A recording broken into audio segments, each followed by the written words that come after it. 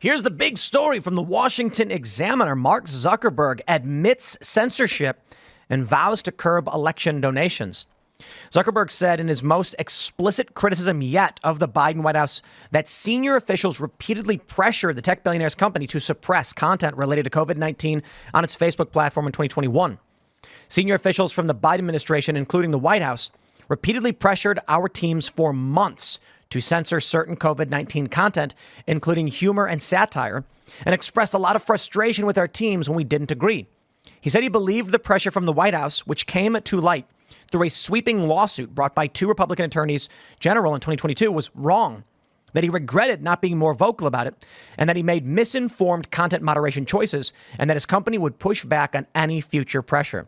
Now, I find this really funny that he's saying that because he also mentions the FBI warned us in a separate situation about a potential Russian disinformation operation about the Biden family and Burisma in the lead up to the 2020 elections. That fall, when we saw a New York Post story reporting on the corruption allegations involving then Democratic presidential nominee Joe Biden's family, we sent that story to fact checkers for review and temporarily demoted it while waiting for a reply. It's since been made clear the reporting was not Russian disinformation, and in retrospect, we shouldn't have demoted the story. But also the fact checkers claimed it was. They said, was it 50 intel agents? Said it had all the hallmarks of a Russian disinformation story. Now, what I want to throw out there, because we've got this letter here from the House Judiciary.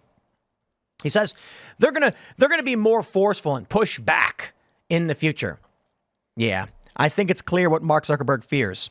The only reason he's calling this out now is because he thinks Donald Trump is going to win, and he's got to back off a little bit. But he's also kind of saying it, right? If Trump wins in the future, don't worry, Mark Zuckerberg will be sure to push back. But this is actually pretty big news to hear that Mark Zuckerberg is basically saying the Harris-Biden administration repeatedly pressured them to censor content, including humor and satire, and they ultimately did. And that's what the House Judiciary GOP says, that Biden and Harris pressured Facebook to censor Americans. They did censor Americans, and they throttled the Hunter Biden laptop story. This is a big win for free speech, I suppose, so long as we can enforce stopping Facebook from doing these things in the future. But now, I suppose, with whatever Zuckerberg's worried about, we still have X. Rumble called this out. This is fantastic news. And so we're hoping that with these huge shifts in social media policy, at least the fear from people like Zuckerberg, maybe we won't have as much interference in this upcoming election. But then you have to trust Mark Zuckerberg, which I have such a hard time doing. I mean, it's good that the letter is out there on its face because the admission is important. But I think that Mark Zuckerberg is kind of acting opportunistically, right? If he thinks Trump is going to win, or if he thinks maybe mainstream culture is leaning more right wing and he wants to regain his footing. I mean, he's not a popular guy on the internet. He's often the butt of a lot of jokes. And so trying to posture as like this free speech advocate after, probably being involved in a lot more than he's admitting to, it's just so hard for me to be like, yeah, good job, Mark. We'll take one for the team. I can see what you're saying with that, with Zuckerberg and not really trusting him, but he has had some changes over the summer. We were just talking before the show. He started working out, like that's sort of a thing. He's like all into his health now, which is oddly a conservative perspective these days.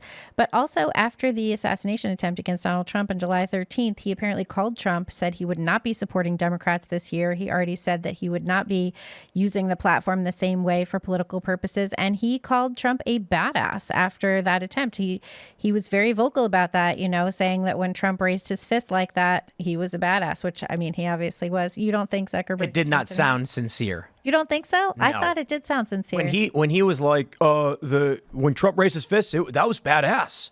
I was just like, this guy's scared. It feels like Mike Tyson famously said everybody's got a plan until they get punched in the mouth. It feels like he's anticipating that punch. This does feel opportunistic to me. Yep. I think the proof is in the pudding. Once the mainstream media and everybody else in the world starts coming for Zuckerberg like they're coming for Elon Musk, then we'll know that he's made meaningful change. Until then, it's just all talk. And by the way, look, if you look at my Instagram account right now, it'll say this guy shares misinformation on a regular basis, which is an absolute load of crap. I share truth on a regular basis.